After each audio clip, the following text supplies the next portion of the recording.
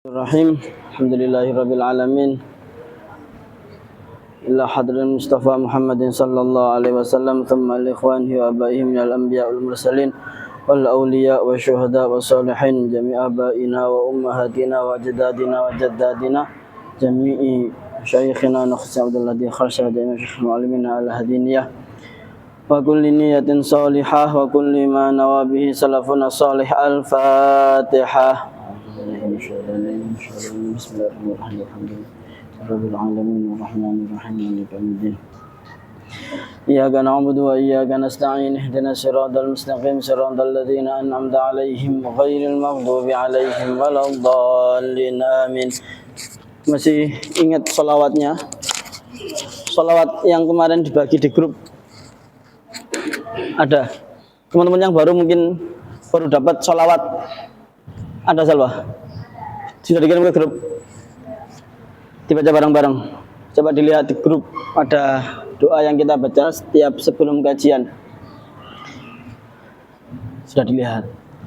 Bismillahirrahmanirrahim. Allahumma salli ala sayyidina Muhammad wa ala alihi wa sahbihi wa sallim taslima. Salatan taftahu lana abwabar ridha wat taysir wa tughliqu biha abwabasy syarri wat ta'sir. Anta maulana fa ni'mal maula wa ni'man nasir. Allahumma salli ala sayyidina Muhammad wa ala alihi wa sahbihi wa sallim taslima. Salatan taftahu lana abwabar ridha wat taysir wa tughliqu biha abwabasy syarri wat ta'sir. Anta maulana fa ni'mal maula wa ni'man nasir. Allahumma salli ala sayyidina Muhammad wa ala alihi wa sahbihi wa sallim taslima. Salatan taftahu lana abwabar ridha wat taysir wa tughliqu biha abwabasy syarri wat ta'sir. Anta maulana fa ni'mal maula wa ni'man nasir. Bismillahirrahmanirrahim. Innal hamdalillah nahmaduhu wa nashkuruhu wa nasta'inuhu wa nastahdihi wa nastaghfiruh. Allahumma salli ala sayyidina Muhammad al-fatih lima ughliq al-khatim lima sabaq nasiril haqqi bil haqq wal hadi ila siratikal mustaqim wa ala alihi wa sahbihi haqqa qadrihi wa miqdarihil azim. Amma ba'du. Alhamdulillah, sore hari ini kita masih diizinkan Allah Subhanahu wa taala untuk berkumpul di tempat yang mulia ini untuk melakukan sesuatu yang mulia, yaitu kita mempelajari lebih dalam lagi segala hal yang berhubungan tentang Nabi Muhammad sallallahu alaihi wasallam. Kita mempelajari hal-hal yang berhubungan dengan Nabi Muhammad sallallahu alaihi wasallam dengan harapan kita menjadi pribadi yang lebih kenal dengan beliau, yang itu akan mengantarkan kita menjadi orang yang lebih cinta pada Nabi Muhammad sallallahu alaihi wasallam seperti yang Allah perintahkan dalam Al-Qur'annya. Allah berfirman, "Qul in kuntum tuhibbunallaha fattabi'uni yuhibbukumullah wa yaghfir lakum dzunubakum." Allah berfirman, wahai Muhammad, katakanlah pada umatmu, kalau engkau qul in kuntum tuhibbuna, kalau engkau mengaku cinta sama Allah, kalau engkau mengaku cinta Allah, apa yang harus dilakukan? Fattabi'uni, maka ikutilah kanjeng Nabi, dekatilah kanjeng Nabi. Ketika engkau mengikuti apa yang dilakukan kanjeng Nabi Muhammad sallallahu alaihi wasallam, yuhibbukumullah, maka balasannya bukan hanya sekedar cintamu diterima Allah, akan tetapi yuhibbukumullah, Allah akan mencintai kamu. Jadi kamu mendapatkan cinta dari Allah ketika kita semakin dekat dengan Nabi Muhammad sallallahu alaihi wasallam. Dan tidak ada cara menjadi pribadi yang lebih dekat dengan beliau melainkan lebih mengenal beliau. Dengan lebih mengenal beliau, mempelajari segala hal tentang beliau. Seseorang ketika mencintai sesuatu atau mencintai seseorang, yang dilakukan adalah mencari tahu tentang orang atau sesuatu yang dicintai. Laki-laki yang suka Cristiano Ronaldo, maka dia akan mencari semua yang tentang Cristiano Ronaldo. Dia main di klub mana, lahirnya kapan, gajinya berapa gol selama seumur hidup, tentunya. Perempuan ketika menyukai artis yang dia sukai, dia akan mencari tahu semua tentang orang yang dia cintai. Maka seseorang muslim yang mengaku mencintai Nabi sallallahu alaihi wasallam, maka hal yang paling pantas dia lakukan adalah mempelajari tentang beliau. Dan sore hari ini kita akan melanjutkan kajian kita tentang Nabi Muhammad sallallahu alaihi wasallam. Biasanya kita tahlil, tapi saya dapat WA katanya mau ada tes apa gitu ya. Tes apa? Tes Bilal buat Jumatan. Ya. Yang laki-laki, yang perempuan. Oh, buat ngaji subuh, buat ngaji pagi, buat baca doa pagi. Ya, baik, bismillahirrahmanirrahim. Kita akan melanjutkan kajian kita tentang Nabi Muhammad sallallahu alaihi wasallam. Kita sampai pada hadis atau penjelasan yang nomor 30. Wa kana sallallahu alaihi wasallam idza sabaqa lisanuhu ila ghalzatin ala ahadin minal muslimin qala Allahumma ja'alha laha salatan wa zakatan wa qurbatan tuqarribuhu biha ilaika yaumal qiyamah. Wa kana sallallahu alaihi wasallam, dan baginda Nabi sallallahu alaihi wasallam, wa kana sallallahu alaihi wasallam, dan baginda Nabi sallallahu alaihi wasallam, idza sabaqa, ketika tidak sengaja, idza sabaqa, ketika tidak sengaja, lisanuhu, lisan beliau, lisanuhu, lisan beliau,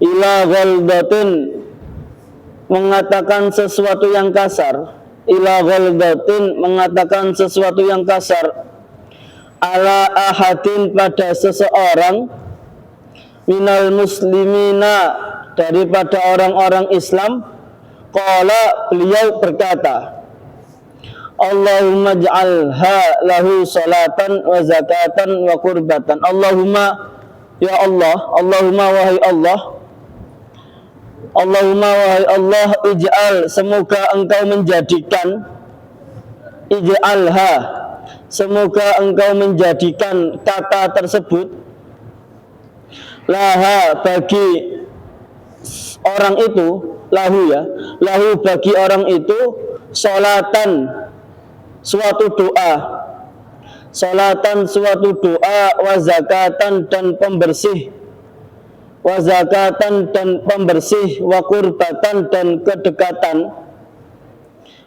tuqarribuhu, yang mendekatkannya, biha, dengan kata itu, ilaika, kepadamu, yaumal qiyamati, kelak di hari kiamat.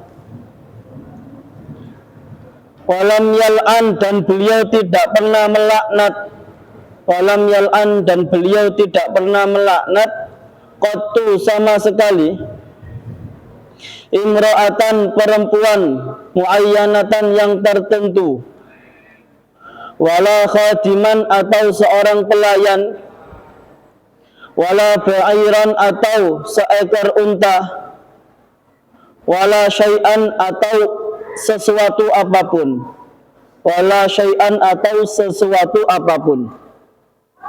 Disebutkan di sini, kana sallallahu alaihi wasallam idza sabaqa lisanuhu ila ghalzatin ala ahadin minal muslimin qala Allahumma ja'alha. Nabi Muhammad sallallahu alaihi wasallam, di antara akhlak beliau, ketika beliau tidak sengaja mengucapkan sesuatu yang kasar pada seseorang, jadi beliau nggak sengaja tiba-tiba nyentak seseorang, bukan meso. Nabi nggak pernah meso. Nabi tidak pernah melafalkan kalimat yang haram.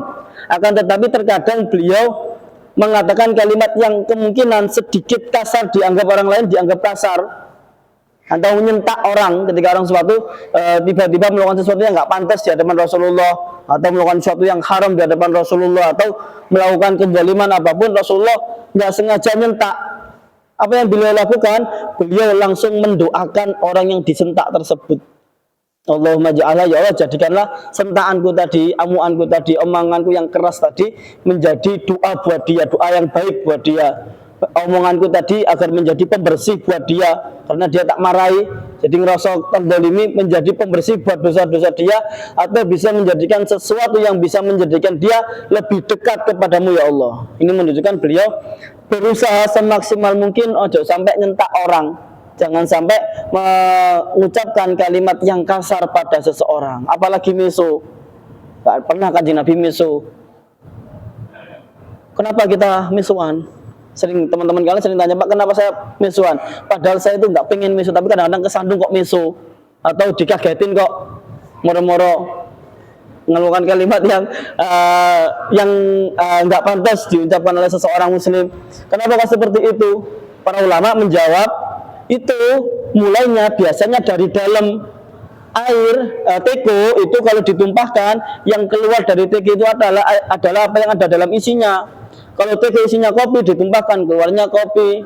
Teko isinya es degan, dikeluarkan keluarnya es degan. Nggak mungkin teko isinya air putih ditumpahkan keluarnya teh, nggak mungkin.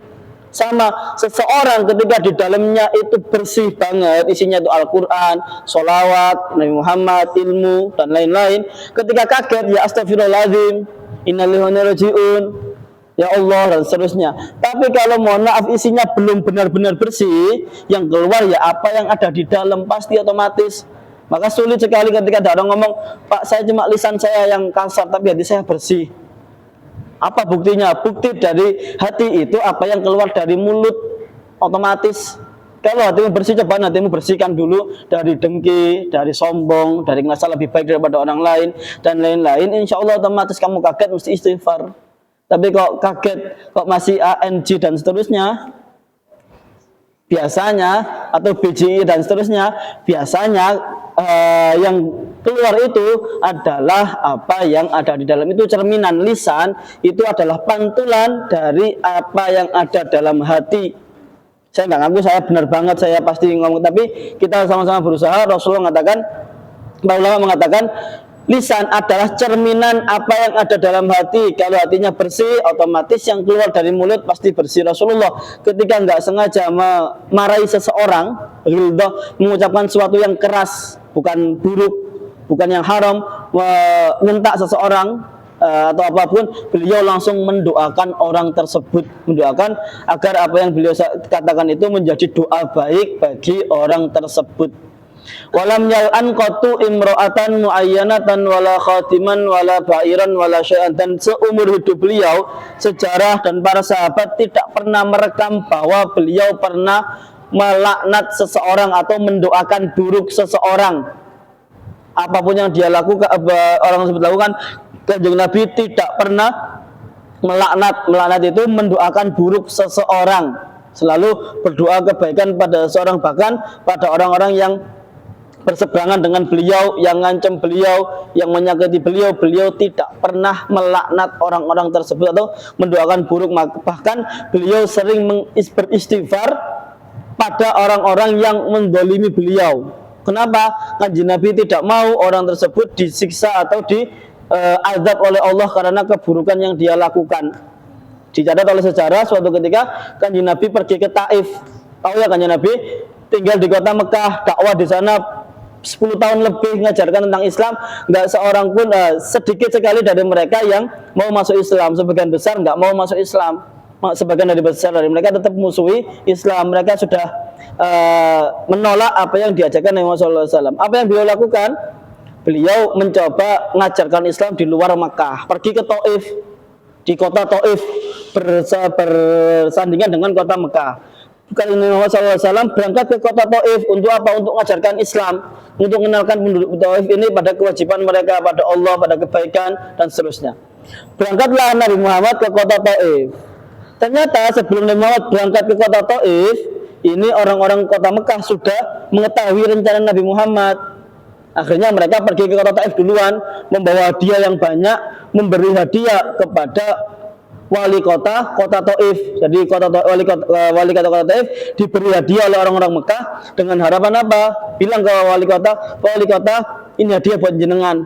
Nanti kalau seumpama ada seseorang dia ngaku dari Mekah, namanya Muhammad, dia itu orang nggak jelas, dia orang setengah ODGJ, dia ngomongnya ngawur. Kalau dia ke sini, usirin dia kalau bisa. Dia itu nanti bakal memecah belah keluarga di antara kalian. Dia punya omongannya ada sihirnya. Jangan sampai biarkan dia masuk ke kotamu. Wali kota ketika dikasih hadiah, percaya saja. Beberapa hari setelahnya Rasulullah datang, wali kota ini sudah mempersiapkan strategi. Anak-anak kecil itu disuruh baris di depan kota, disuruh bawa kotoran, disuruh bawa batu. Kalau ada orang namanya Muhammad ciri-ciri dan seperti ini, lempar ono batu.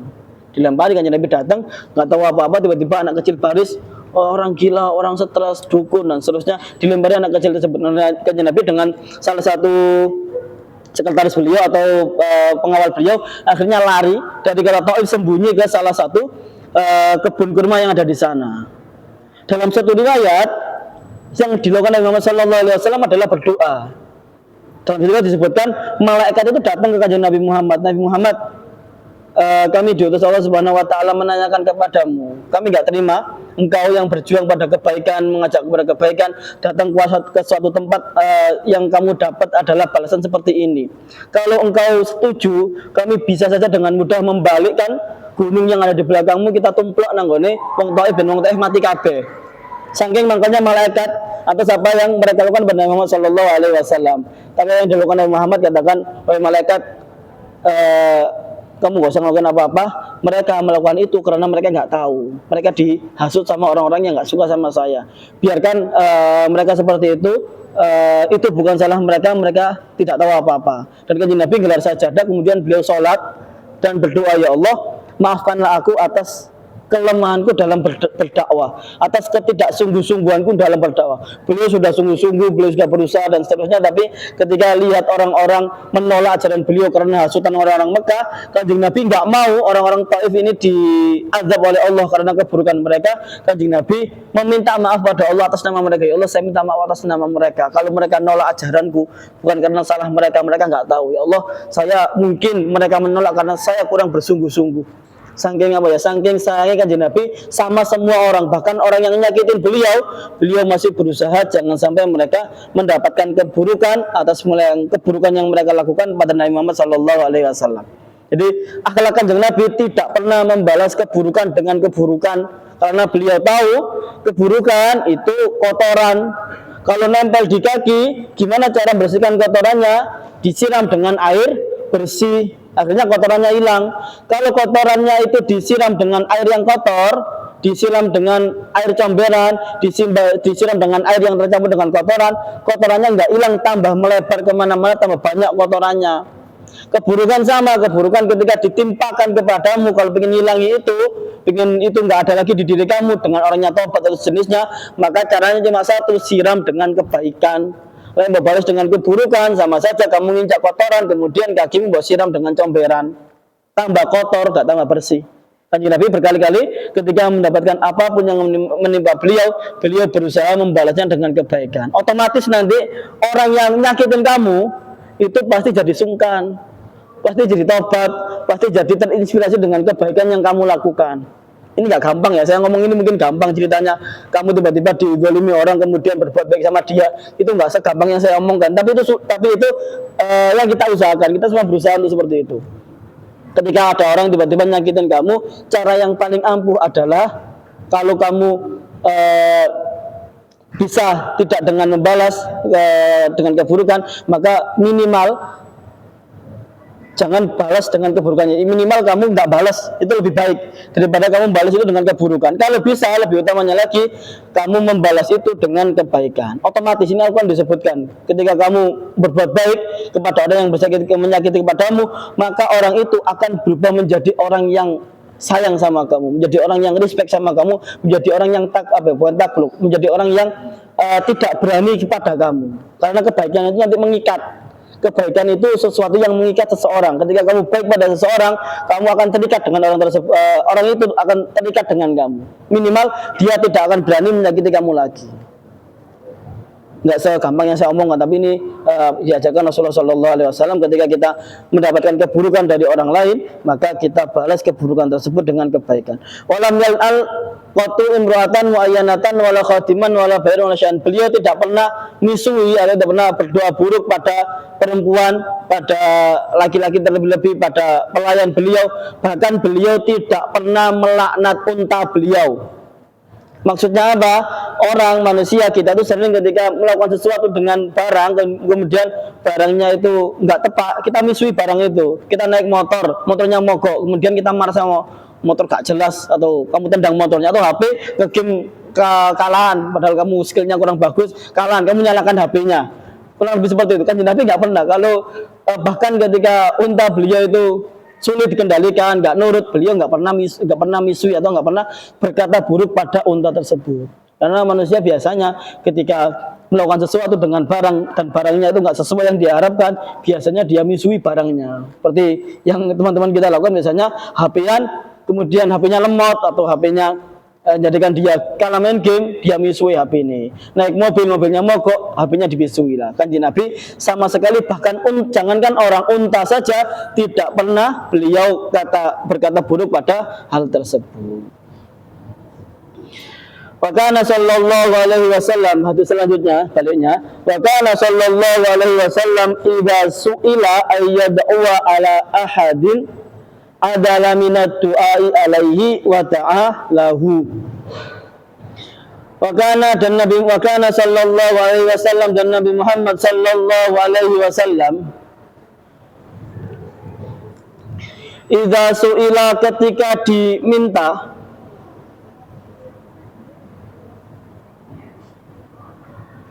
idza su'ila, ketika diminta, ayyad'a, untuk berdoa jelek, ala ahadin, pada seseorang, ala ahadin, pada seseorang, adalah beliau berganti, anid du'ai alaihi, atau adalah beliau meninggalkan, anid du'ai, mendoakan jelek, alaihi, pada orang tersebut, wada'a, dan berdoa baik, lahu, pada orang tersebut. Di antara akhlak Nabi Muhammad sallallahu alaihi wasallam ketika beliau diminta oleh orang untuk mendoakan jelek pada orang lain, katakan ada orang yang melakukan keburukan, kemudian sahabat Nabi datang ke Rasulullah, mohon doakan orang tersebut agar celaka karena keburukan yang dia lakukan. Kanjeng Nabi menolak, dan akan tetapi kebalikannya, beliau malah mendoakan kebaikan orang tersebut. Dengan cara apa? Didoakan agar orang tersebut mendapatkan hidayah atau mendapatkan kebaikan dan seterusnya. Dan ini ditiru oleh para ulama-ulama, itu tidak pernah mendoakan buruk pada orang lain. Ketika dimintai doa agar mendoakan buruk pada orang lain, maka mereka akan menolak dan beralih-alih mendoakan buruk, mereka mendoakan kebaikan. Karena berbahaya kita mendoakan buruk orang lain, itu yang biasanya kena itu kita sendiri. Karena Rasulullah itu mengatakan, siapapun mendoakan saudaranya, maka para malaikat akan mengamini dan mendoakan sesuatu yang sama untuk orang tersebut. Jadi ketika kamu berdoa, ya Allah, semoga temanku ini dia mendapatkan iPhone, maka malaikat akan bergegas, ya Allah, kabulkanlah doa orang, ya Allah, berikanlah orang ini apa yang dia mintakan untuk orang lain. Maka kamu didoakan oleh malaikat untuk segera mendapatkan iPhone. Kamu doakan temanmu supaya utangnya lunas, maka malaikat akan datang kepada Allah, ya Allah, saya memohon agar engkau lunasi orang ini dulu. Kamu mendoakan orang lain agar dia kepleset, maka malaikat, ya Allah, berikanlah apa yang dia minta untuk saudaranya, untuk dia dulu. Maka yang pertama kali mendapatkan kepleset biasanya orang yang mendoakan itu. Karena apa? Doa kita sama malaikat itu lebih mandian doanya malaikat. Jadi lebih potensi diterimanya doa kita ataupun malaikat itu biasanya lebih besar potensi diterimanya doanya para malaikat. Maka hati-hati, kalau kalian ingin hajat kalian segera terpenuhi, caranya gampang, kalian doakan saudara kalian pengen mendapatkan nilai yang bagus, kalian mendapatkan kesuksesan dan seterusnya, maka caranya doakan saudaramu, orang yang kau cintai, temanmu yang selalu bareng sama kamu, itu doakan agar mendapatkan apa yang mereka inginkan. Dengan cara itu adalah kamu seolah-olah ngehack atau kalian melakukan cheat agar doa kalian segera dikabulkan. Dengan cara apa? Mendoakan orang lain, jadikan kamu didoakan oleh malaikat. Baik ataupun buruk, kamu melakukan buruk, maka keburukan akan menimpamu, doa baik akan menimpa kamu sesuai yang kamu doakan pada orang lain. Dan para ulama itu sering ngasih cara bagaimana agar doa kita itu orang mengatakan doa yang paling cepat diterima adalah doa dengan mulut yang tidak pernah kau gunakan untuk maksiat. Saya ulangi, doa yang paling cepat diterima adalah doa dengan mulut yang tidak pernah kau gunakan maksiat. Sulit, semua orang pernah maksiat mulutnya. Gimana caranya? Gampang caranya, kamu berdoa dengan mulut orang lain. Jadi kamu minta doa orang lain. Katakan mulut saya manusia biasa, katakan saya pernah melakukan keburukan dengan mulut saya pernah meso, saya pernah ngerasani, katakan. Kalau saya berdoa untuk diri saya dengan mulut saya, biasanya lama. Kenapa? Mulut saya pernah saya gunakan untuk maksiat. Tapi kalau saya berdoa untuk saya dengan mulut yang tidak pernah saya gunakan maksiat, maka potensi diterimanya doa lebih cepat. Dengan mulut siapa? Mulut orang lain. Mulutmu kan tidak pernah saya gunakan maksiat. Mungkin kamu maksiat sendiri, tapi saya nggak gunakan maksiat. Maka ketika saya minta doa kepada kamu, itu lebih cepat potensinya daripada berdoa dengan mulut saya sendiri. Meminta doa itu biasanya potensi lebih besar diterimanya daripada kita berdoa untuk diri sendiri. Dan doa itu pasti diterima ya. Allah Subhanahu wa taala berjanji dalam Al-Qur'an, "Ud'uni astajib lakum." Berdoalah padamu pasti tak kabulkan. Allah berjanji dan Allah tidak mungkin ingkar janji. Akan tetapi kita itu sulit untuk memahami makna diterimanya dikabulkannya doa kita. Para ulama mengatakan doa itu pasti dikabulkan, tapi cara pengabulannya ini ada 3 cara. Ada 3 metode Allah mengabulkan doa. Metode pertama, metode yang paling gampang, yang paling ringan, atau yang paling sederhana adalah kamu doa, kamu minta sesuai apa yang kamu inginkan. Kamu minta iPhone, dapat iPhone sesuai yang kamu minta. Kamu minta laptop, kamu dikasih laptop sesuai yang kamu minta. Kamu minta iRock, dikasih iRock sesuai yang kamu minta. Itu yang paling ringan. Ada kalanya kenikmatan tersebut, doa tersebut dikabulkan, tapi dengan cara yang lebih baik, yaitu dengan kamu mendapatkan sesuatu yang lebih berharga. Kamu katakan pengennya iPhone, ternyata kamu pengen iPhone yang 10R dan diganti sama Allah dengan iPhone yang 15 atau 16. Kamu pengen motor A tapi diganti dengan lebih baik. Itu kemungkinan yang kedua. Atau kemungkinan yang ketiga, dikabulkan akan tetapi tidak di dunia, dikabulkan tapi di akhirat. Dan cara pengabulan tadi yang kedua tadi dikabulkan dengan kebaikan yang lain, itu kadang-kadang tidak sesuai dengan apa yang kita minta. Kamu minta iPhone, dikabulkan sama Allah, tapi pengabulan iPhone ini tidak berupa HP. iPhone ini nanti berupa kesehatan, berupa keluarga yang harmonis, berupa terhindar dari keburukan dan seterusnya. Tapi doamu dikabulkan. Kamu takdirnya sebenarnya seharusnya suatu keadaan kamu bakal mengalami kecelakaan. Kamu dalam beberapa hari doa minta iPhone, akhirnya sama Allah iPhone ini diganti dengan cara kamu nggak sido kecelakaan dan seterusnya atau yang lain. Intinya doa itu pasti dikabulkan Allah. Kalau nggak gitu, kalau nggak terlihat kebaikannya, maka pasti dikabulkan Allah di akhirat. Karena Allah janji dan itu nggak mungkin gitu Allah ingkar janji. Rasulullah pernah cerita ada orang masuk surga tapi kaget. Dia masuk surga mendapatkan kenikmatan, dia kaget mendapatkan kenikmatan yang sangat besar. Dia punya gedung, punya kenikmatan yang melebihi orang-orang yang soleh. Dia tanya malaikat, malaikat ini punya siapa? Saya loh tidak sesoleh ini, saya tidak sebaik ini. Dari mana pahala-pahala atau kenikmatan yang sangat besar ini? Apa yang saya lakukan? Kata para malaikat, Mas, ini bukan amal kamu. Kebaikan-kebaikan ini adalah doa-doa kamu di setiap salat, doa-doa kamu di setiap hari yang kamu mintakan kepada Allah tapi nggak dikabulkan di dunia, gantinya di akhirat ini. Sampai orang itu bilang, wala malaikat, Pak, kalau gitu mending semua doa saya nggak ada yang dikabulkan di dunia, mending di akhirat saja. Karena dia tahu doa-doa yang dikabulkan di akhirat ternyata lebih besar kenikmatannya daripada ketika dikabulkan di dunia. Kalau di dunia dikabulkan paling berupa apa yang kamu inginkan, mungkin apa dunia, mungkin HP, motor dan seterusnya. Tapi kalau itu disimpan sama Allah, digantikan dengan kenikmatan di akhirat, maka itu bisa nambali kemalasan kita ketika ibadah, kemudian kelalaian kita dalam ibadah, kita keperasan melakukan kemaksiatan, itu bisa menambali itu semua. Kita seharusnya jatahnya masuk neraka gara-gara kebaikan yang kita doa kita banyak, akhirnya menjadikan kita menjadikan orang yang berhak mendapatkan surga gara-gara doa yang enggak sempat terkabulkan di akhirat. Di dunia diakhirkan Allah untuk menjadi pahala di akhirat. Jadi kita kembali ke bahasan ini.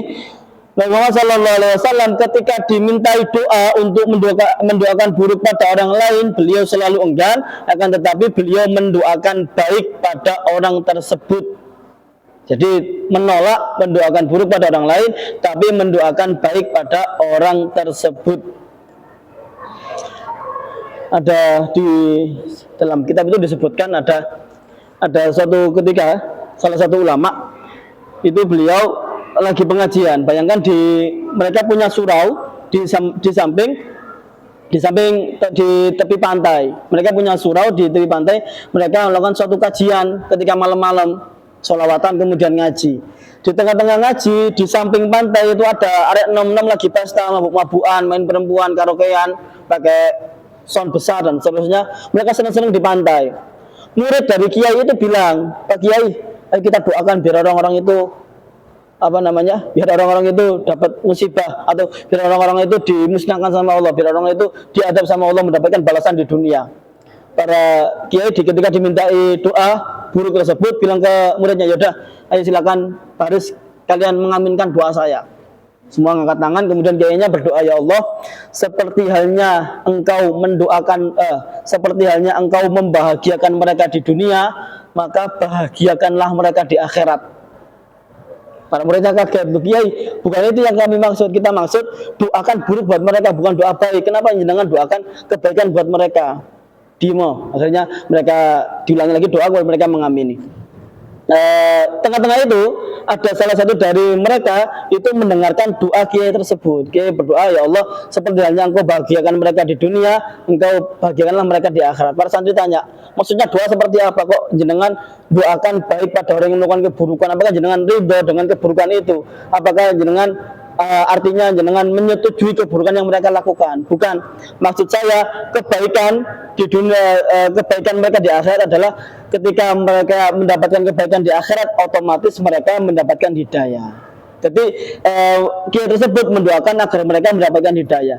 Gara-gara akhlak ini, pemuda-pemuda tersebut mengetahui apa yang dilakukan para santri dan para kiai yang mendoakan kebaikan mereka akhirnya malu, dan mereka detik itu juga mendapatkan hidayah dari Allah Subhanahu wa taala gara-gara doa yang para santri lakukan. Orang-orang yang melakukan keburukan mendengarkan kebaikan para kiai, kebaikan kiai, ketulusan para santri mendoakan mereka, akhirnya mereka malu. Detik itu juga Allah membalik keadaan mereka yang buruk kemudian menjadi ingat pada Allah. Detik itu juga mereka semua mendapatkan hidayah. Gara-gara apa? Gara-gara doa yang baik. Bayangkan ketika doa kiai itu menyetujui apa yang mereka inginkan, doakan keburukan, orang-orang itu mungkin tidak akan berhenti tambah semangat melakukan keburukan.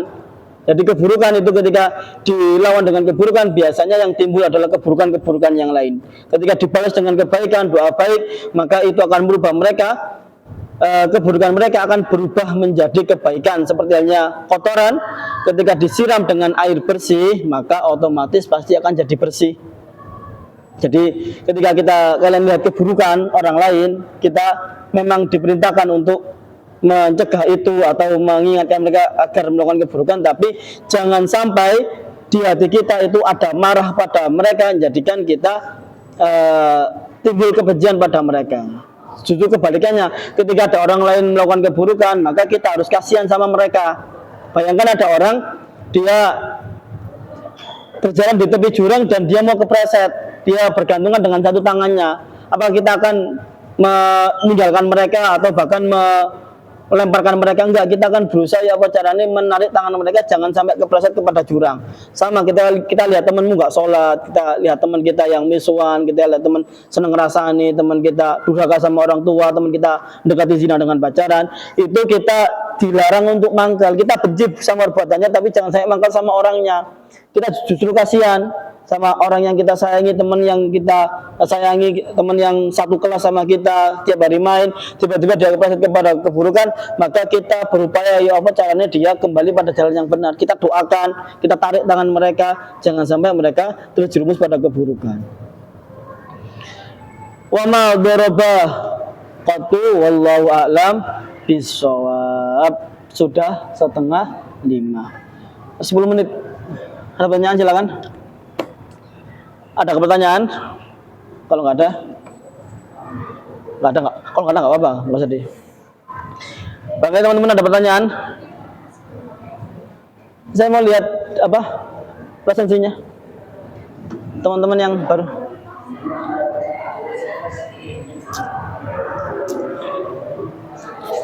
Berapa orang? Banyaknya. Yang mau tanya apa? Kailah, silakan Kailah. Apa?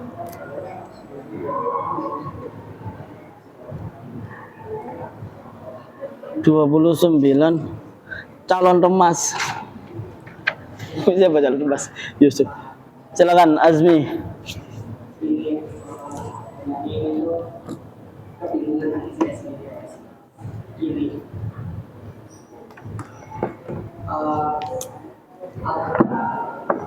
Bukan ini saya tidak tahu ya, tapi kalau saya sendiri dari dua saya itu alasan tidak boleh ditaruh. Nah, saya mau bertanya, semisal bukan Al-Quran, misal kayak gini aja, tapi kan di dalamnya kan masih mengandung Allah atau apa Rasulullah, itu apakah tetap tidak boleh ditaruh di lantai ataukah dibolehkan, atau bahkan Al-Quran sendiri pun dibolehkan? Iya, terima kasih.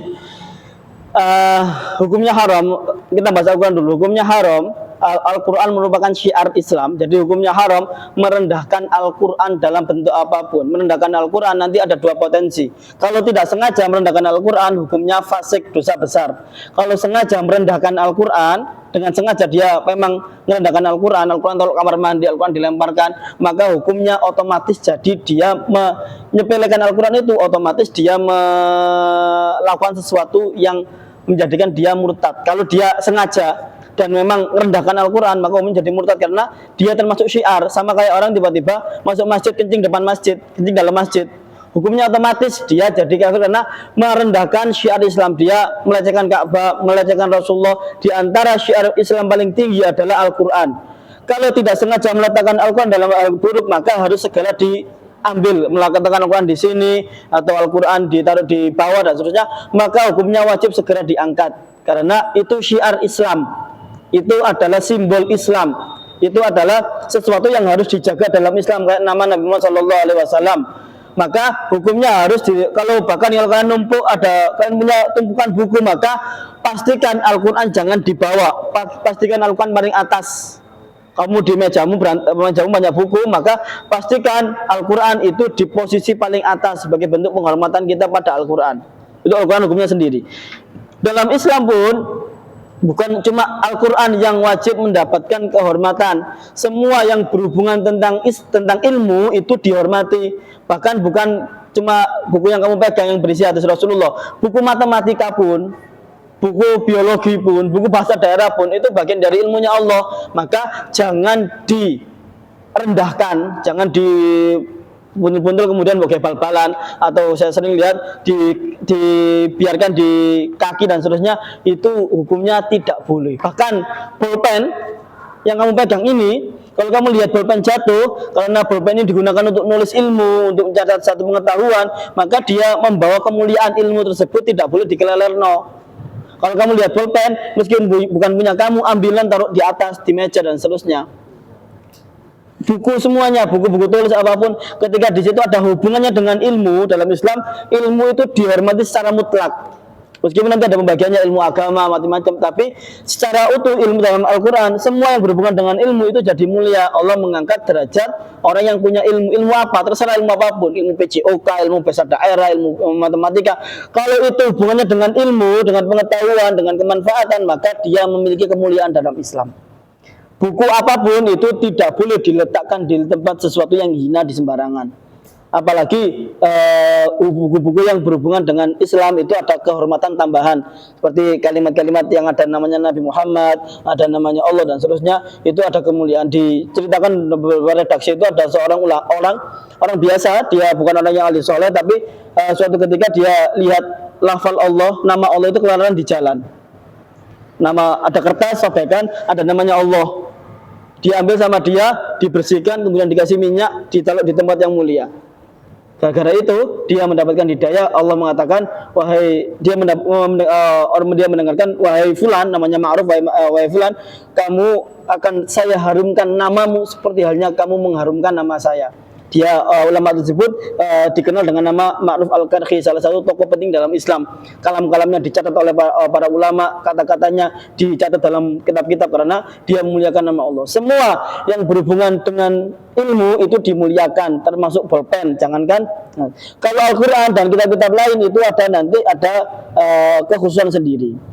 Kayak dalam kitab, kalau kalian pernah ngaji talim itu ada tata cara. Kalau kalian punya tumpukan kitab, itu nanti ada urutannya. Yang paling tinggi Al-Quran, yang bawahnya nanti tafsir, yang bawahnya kitab-kitab yang berhubungan dengan hadis Nabi, kemudian seterusnya. Itu ada urutannya, nggak boleh sembarangan. Al-Quran kayak tengah atau tafsir kayak paling bawah, nggak boleh, ada aturannya. Karena nanti semua ilmu dimuliakan, akan tetapi nanti ada spesifikasi urutannya sendiri.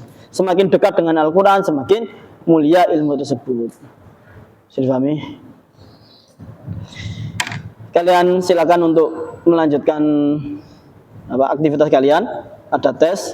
Kurang lebihnya mohon maaf. Semoga bermanfaat. Semoga kita diberi Allah keistiqomahan untuk bisa merutinkan apa yang kita jalani setiap hari Kamis ini. Kita tutup dengan bacaan Al-Fatihah. A'udzubillahiminasyaitonirrajim. Bismillahirrahmanirrahim. Ihdinas siratal mustaqim siratal ladzina an'amta 'alaihim ghairil maghdubi 'alaihim waladdallin. Amin. Pak foto dulu ya. Gak usah acting. Pura-pura baca.